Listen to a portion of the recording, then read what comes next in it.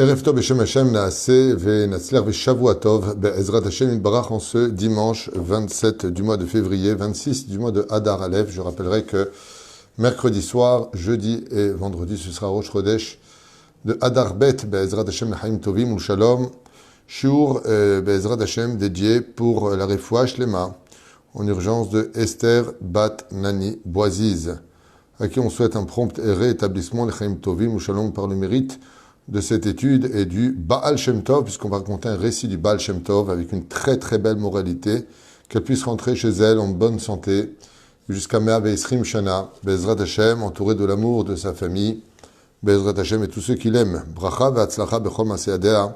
Et on remerciera aussi celui qui a acheté ce shiur pour sa refoua shlema, Achlama Meira. Vous frères, on pensera à la refoua shlema de, avec votre permission, Yaniv Messaod, Ben Miriam Anna El Narefanalo, Oufren Moratimir Gdosha, Bataora Yosef, Joël Ben Esther Ayakar, Sarah Talia Batfret Miriam Yana Ben Esther, Hay Libracha Bat Witne Sharon Inon, Hay Ben Ruti Chay Ruchama Esther Batrivka, Mishpachat Ben Simon, Baruch Ben Ruth Soufan, Meir Ben Ruth Soufan, Shlomo Ben Jonah Yona Yochanan. On pensera aussi Be'ezrat Hashem Yitbarach à Shlomo Jean-Luc Ben Zeira. Be'ezrat Hashem Yitbarach Bechol Echad Ve'achat Me'em L'Chaim Tovim Shalom. C'est très long, donc on va avancer puisqu'on a deux récits à faire très importants à partager avec une énorme moralité. Vous êtes nombreux à me demander de faire des cours du Baal Shem Tov, certes, mais aussi d'autres rabbanim. Alors justement, juste après, je vous ai préparé un très beau shiur, un deuxième shiur, sur une histoire. Ce soir, vous avez le droit à deux récits avec l'aide d'Hachem qui pourront facilement se partager. Et Béhémet, si moi je vous dis que c'est kiffant, et je commence tout de suite. On pensera à l'élévation de l'homme chez le Kol Mete Israël. Et bien entendu, une grande atzacha pour tous ceux qui nous soutiennent particulièrement, ou ceux qui nous regardent, tout simplement, pour enrichir leur vie et leur judaïsme, à Be'ezrat Hashem Yitbarach. Alors, j'ai noté mes histoires sur mon portable, parce qu'avec les portables aujourd'hui, c'est vraiment des secrétaires dans tout et pour tout. Et on commence avec la fameuse histoire du Baal Shem Tov, grande Ségoula. Be'ezrat Hashem, pour une très belle semaine, une grande parnassa et beaucoup de sécurité. On pensera en même temps à tous nos frères juifs qui se trouvent en Ukraine et même en Galoute. Du jour au lendemain, tout peut basculer pour le meilleur comme pour le pire. La Torah nous aidera pour le meilleur et pour le pire, Be'ezrat Hashem. On commence tout de suite cette histoire qui s'appelle le Besht, le Baal Shem Tov et son élève. Alors écoutez bien, cette histoire, elle est prenante, mais la finalité est encore plus grande parce qu'elle est une leçon de vie pour nous tous. Voilà ce qui se passe. Une fois, le Baal Shem Tov proposa à un élève nouveau qu'il venait d'accueillir, Be'ezrat Hashem, dans sa Chevra Kadisha, dans son cercle des élèves, et il lui demanda s'il voulait bien l'accompagner dans les profondeurs de la forêt. Ça veut dire que le Baal Shem Tov, des fois, avait l'habitude de s'isoler et d'aller dans les profondeurs de la forêt. L'élève accepta avec joie pour vivre ce grand instant en la compagnie du Besht et d'apprendre de lui. Car vous savez que dans le judaïsme, le fait de vivre avec un homme de Torah, c'est un livre ouvert. La façon dont il parle, il mange, il s'assoit, sa façon de répondre, sa façon de coordonner sa vie, c'est la Torah elle-même, ce qu'on appelle une Torah vivante, surtout quand on est le Baal Shem Tov. Voilà qu'après une journée de marche, ils arrivèrent face à une maison, presque en ruine et isolée, où vivait une toute petite famille juive, un homme, sa femme et 3 à 4 enfants. Totalement démunis de tout, une maison délabrée. Les enfants n'avaient même pas de chaussures et la nourriture manquait totalement. Les habits tenaient à peine sur eux, quoique c'était des chemises toutes déchirées de tous les côtés. Si ce n'est qu'une petite vache qui se tenait sur le coin de la maison, fatiguée et très maigre, qui donnait tout simplement que très peu de lait. Le père, qui essayait de s'en sortir, vendait le peu de lait qu'il pouvait obtenir de cette vache au village le plus proche, un grand village qui était juste à côté, pour acheter quelques maigres légumes et quelques fruits uniquement, Be'ezrat Hashem, et du peu de lait qui pouvait lui rester, que sa vache pouvait lui donner, par manque de nourriture qu'il n'avait pas à lui fournir, eh bien, un quart de lait pour les enfants, par jour. Le Baal Shem Tov arriva avec son élève et demanda au père s'il accepterait bien de vouloir les accueillir et de les restaurer, de leur apporter à manger, puis à boire, et plus que ça encore, de leur permettre de passer la nuit parmi eux, car la nuit venait de tomber. Le père et son épouse acceptèrent volontiers et avec joie d'avoir l'honneur de recevoir un rave qu'ils ne connaissaient pas vraiment, mais ils comprenaient qu'ils avaient la misa de Achnasat Orchim, et le fait qu'ils s'étaient un peu éloignés du village où vivaient tous les juifs était dû à leur statut de pauvres qui ne leur permettait pas de pouvoir louer une maison parmi leurs frères. Et donc, qu'est-ce qu'ils firent? Eh bien, au lieu de boire leur petit verre de lait qu'ils avaient l'habitude de boire pour eux, ils les offrirent volontiers au Baal Shem Tov et à son élève, ainsi qu'une carotte qu'il leur restait à chacun, qu'ils remirent au Baal Shem Tov et à son élève. Et en guise de matelas, ils leur fournirent de la paille, ou plutôt des restes de paille qu'ils restaient dans les coins de la maison et les recoins. Ils leur ont préparé ce qu'ils ont pu, les pauvres. À la nuit venue, quand le Baal Shem Tov s'est installé, qu'ils ont mangé, il proposa à son élève d'aller se reposer sur cette petite paille qui leur avait été préparée. Et puis voilà qu'à Chatzot Laïla, il le réveilla et lui dit « Est venue l'heure pour nous de prier pour le Beth Amikdash ». Alors ils se mirent par terre et ils pleurèrent pour le Beth Amikdash. Et puis voilà que le Baal Shem Tov s'étira fortement et dit à son élève « Allez, maintenant mettons-nous à prier le Créateur du monde pour qu'il tue la vache de ses habitants de cette maison. » L'élève était choqué et ne comprenait pas comment est-ce que le Baal Shem Tov pouvait agir de la sorte avec autant d'ingratitude et mettre à mort la seule source de revenus de cette pauvre famille avec ses propres enfants.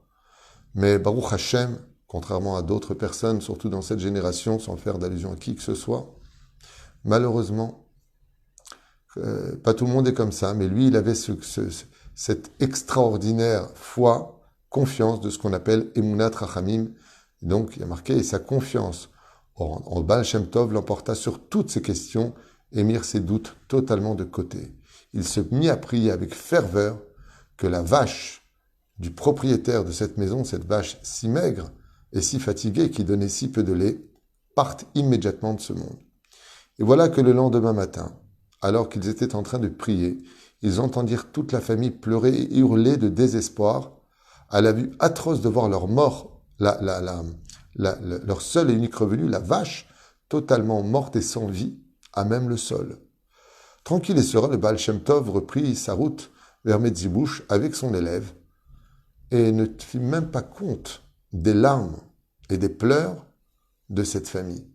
Il leur dit simplement « Merci beaucoup, désolé de vous avoir dérangé et importuné pour cette nuit, merci pour votre accueil » et ils reprirent la route vers Medzibouch. Le Baal Shem Tov ne parla jamais de ce qui s'était passé pendant une année entière. Mais voilà, qu'une année passa, et après Rosh Hashanah, le Baal Shem Tov proposa à son même élève de bien vouloir retourner chez cette famille, directement, sans perdre de temps. Et il acceptait volontiers car il était inquiet pour eux et avait prié toute l'année pour que Béhémet, il puisse s'en sortir. L'image des enfants, la pauvreté l'avait tracassé. Et il accepta volontiers de venir voir cette famille et de vérifier comment on pourrait leur venir en aide. Et là, quand ils arrivaient au même endroit qu'ils avaient quitté un an au préalable, face à une maison totalement en ruine, ils furent stupéfaits de constater une magnifique villa entourée d'un énorme verger devant, derrière et sur les côtés, composée d'arbres, de fruits de toutes sortes, une maison qui reflétait une totale richesse. L'élève était stupéfait, le Baal Shem Tov était souriant comme un soleil en plein midi. Et le père, qu'ils observa de loin par la fenêtre, sortit immédiatement parce qu'il les avait reconnus, et il arriva devant le Baal Shem Tov pour les accueillir et se prosterna devant eux. Il les invita dans sa somptueuse demeure, qui avait totalement été détruite puis reconstruite avec des goûts hors du commun, dignes d'un premier ministre d'un pays. Et il leur serva, Baruch Hashem, une table de roi, avec des salades, du poisson, de la viande de toutes sortes, des gâteaux, des desserts. Ils ne cessèrent de servir et desservir, avec des serviteurs qui étaient autour. L'élève, très heureux et surpris, lui demanda comment il avait fait sa fortune en un an. Et il lui dit la phrase suivante. Il lui a dit effectivement, le jour où vous êtes partis, nous étions dévastés. Arrivés au bout du tunnel, nous n'avions plus aucune réponse. Comment allons-nous nous en sortir? Et lui dit donc qu'après la mort de sa vache, ils étaient tellement détruits qu'après s'être relevés, n'ayant pas le choix que maintenant de pouvoir que remonter, il alla dans le village d'à côté, donc dans le village d'à côté, pour demander si le primeur, moi qui n'avais plus rien à perdre, il y avait un grand magasin de primeurs, accepterait de lui faire confiance en lui donnant des cajots de fruits et légumes pour qu'il puisse les vendre chez des particuliers et viendrait le payer chaque soir. Et bizarrement, alors que le primeur ne le connaissait qu'à peine, il accepta de lui faire confiance et son mazal ne cessa de me sourire. Alors comme ça il raconte, le personnage raconte donc le père, il dit depuis votre départ, bizarrement, le mazal ne m'a plus quitté. Tout ce que je faisais réussissait. Et donc j'ai commencé à vendre un cajot, puis des cajots, et puis je vendais tellement, tout le monde me commandait. À un tel point qu'au bout de 3 mois, j'ai ouvert ma propre boutique de primeur. Et ainsi de suite, dans d'autres villages, puis d'autres villes, j'ai ouvert une réchette, c'est-à-dire des boutiques et des boutiques où j'y plaça des hommes de confiance. Et aujourd'hui, je suis un homme fortuné, comme vous pouvez le constater. Et tout ça en l'espace d'1 an. Le Baal Shem Tov se leva, puis le bénit une fois de plus, et reprit la route vers Metzegouche pour aller étudier la Torah avec tous ses élèves. Et voilà qu'il posait une question à son élève. Voici qu'un an est passé. Nous étions là il y a 1 an. Nous avons prié ici pour que sa vache meure. Voilà que tu reviens 1 an plus tard, et qu'as-tu appris? L'élève lui a répondu, j'ai appris 3 choses de cette situation. Petit 1. Que des fois dans la vie, tant que l'on a encore de quoi survivre, le miracle ne peut pas se dévoiler. Le Baal Shem Tov lui fait un grand sourire et lui dit, tout à fait. Quand quelqu'un demande des fois de l'aide au ciel, Dieu lui dit, mais tu as encore de quoi manger, pourquoi tu m'appelles? Des fois, dans la vie de l'homme, c'est quand on a vraiment tout perdu, qu'on n'a plus rien à perdre, que l'on peut que remonter. C'est la première leçon qu'a retenue l'élève. Et donc il lui dit, ainsi donc le désespoir n'existe pas. Le Baal Shem Tov le regardait et lui dit, et quelle est la 2e leçon que tu as appris de cette histoire? L'élève lui répondit, que le mazal d'un homme peut être bloqué parce qu'il a mis sa foi en une vache, alors qu'il aurait dû en réalité la mettre 100% à Dieu, et c'est ce qu'il a fait. Effectivement, l'homme avait 50% d'émouna en Dieu et 50% d'émouna en sa vache. Le Baal Shem Tov a provoqué qu'il ait 100% confiance en Dieu, comme c'est marqué, Aboter Bashem, Hesed Yesavevenehu. Celui qui a 100% confiance en Dieu, ni en son patron, ni en son travail, ni en sa banque, ni en son porte-monnaie. Regardez ce qui se passe, ils ont gelé plus de 200 milliards de dollars à Poutine. Du jour au lendemain, il a perdu sa fortune. Elle est bloquée, on ne sait pas ce qu'il va y avoir demain, mais en tout cas, lui qui était à l'abri pour des décennies se retrouve aujourd'hui avec tout son argent bloqué. Et c'est ce qu'a répondu l'élève. L'élève du Baal Shem Tov lui a dit, la 2e chose que je puis constater, c'est que des fois le mazal d'un homme est bloqué parce que l'homme n'a pas mis 100% sa confiance en Dieu, mais il a plutôt mis la moitié chez les hommes, la moitié dans son argent, et là dans le cas échéant, cet homme avait 50% d'émouna sur sa vache et 50% d'émouna pour Dieu. Et grâce à la prière que nous avons faite, il a obtenu 100% de confiance en Dieu, car il n'y avait plus que lui pour l'aider. Le Baal Shem Tov se caressa la barbe et lui dit « Excellente réflexion. Quelle est donc la 3e leçon que tu en ressors ?» Et à ce moment-là, il lui dit qu'il aura fallu tout perdre pour qu'il voie enfin les choses en grand et commence à croire en lui pour sortir moralement de ses propres frontières. Ça veut dire que, lui a dit l'élève, c'est bizarre qu'il ait pris l'initiative de bouger, d'aller prendre l'initiative de dire « Faites-moi confiance, je vais prendre ça, je vais bouger ». Des fois, un homme, il a des choses pour lesquelles il vit de façon très médiocre. Et il s'embourbe un petit peu dans cette médiocrité, sans ambition, sans voir plus loin. Et le Baal Shem Tov lui a dit « Et alors ?» Il lui a dit « Tout simplement, maintenant qu'on lui a brisé ses frontières et qu'il s'est retrouvé sans plus aucune frontière, que vais-je faire maintenant ?» Il n'était plus limité à cette vache et ce quart de lait. Eh bien, il a appris qu'un juif pouvait pousser les frontières jusqu'au bout de toutes ses volontés. Le Baal Shem Tov lui a dit « Tu as retenu les 3 leçons essentielles pour lesquelles j'ai prié pour la mort de sa vache. Il fallait que je l'aide, il fallait passer par un processus délicat. Mais son mazal, l'attention que Dieu avait pour lui et son potentiel avait été bloqué par cette maigre vache qui le nourrissait à rester à un quart de lait et quelques légumes pour lui et toute sa famille. Le Baal Shem Tov finit, il lui dit, le Besht, donc le Baal Shem Tov lui dit ainsi, et l'espoir. Très belle phrase, vraiment, du Baal Shem Tov. Le Baal Shem Tov lui dit, ainsi est l'espoir. Il ne tape qu'à la porte que de celui qui l'attend vraiment du fond de son cœur.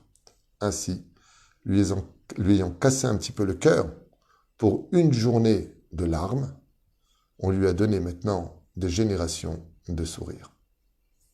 Magnifique histoire, Yeratzon, que ce mérite, Be'ezrat Hashem, nous accompagne partout et nous fasse comprendre et réaliser que très souvent les peurs, les malheurs, les épreuves qui tapent à la porte de chacun de nous dans tous les domaines, la maladie, la mort, la parnassa, tout ce qu'il peut y avoir. La liste serait longue. Le Baal Shem Tov, il dit tout simplement tout ça pourquoi? Eh bien, comme on vient de le comprendre, pour que l'homme comprenne qu'il doit mettre 100% sa confiance en Dieu, que ses limites sont illimitées et que des fois dans la vie, le miracle ne peut vraiment taper à la porte de tes yeux que quand il n'y a plus rien d'autre comme écran devant toi. Baruch Adonai Leolam Amen V'Amen. Je rappelle que cette étude, cette histoire, que je vous conseille vivement de partager parce qu'elle répond à tellement de situations aujourd'hui, que vous l'avez bien compris, le désespoir n'existe pas du tout, c'est vraiment pas une philosophie, c'est un état de fait. Mais voilà, cette histoire donc a été racontée et achetée Be'ezrat Hashem pour la Refoua Shlema, Be'ezrat Hashem Yitbarach. Combien il est important de dire Be'ezrat Hashem, vous ne rendez même pas compte, c'est vrai que je le dis souvent, mais on ne le dit pas assez. De Esther Bat Nani Boaziz, Be'ezrat Hashem, Echol Chole Israël.